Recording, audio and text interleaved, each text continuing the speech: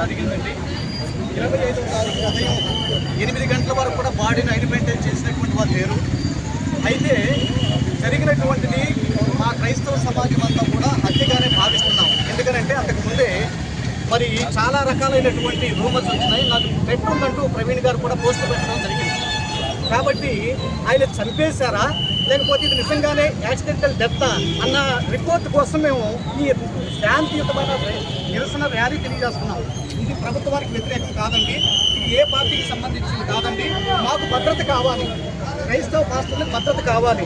క్రైస్తవ సమాజాన్ని సెకండరీ గ్రేడ్గా చూస్తున్నారు చాలామంది. మతోన్మాదులైన వారు వాళ్ళు విచ్చలవిడిగా బైబిల్ని దూషిస్తున్నారు. మార్పింగ్ చేసి యేసు ప్రభు ఫోటోల మీద చాలా భయంకరమైనటువంటి మార్పింగ్ చేసి అవమానిస్తున్నారు. ఈ అవమానాలు మేము తట్టుకోలేకపోతున్నాము.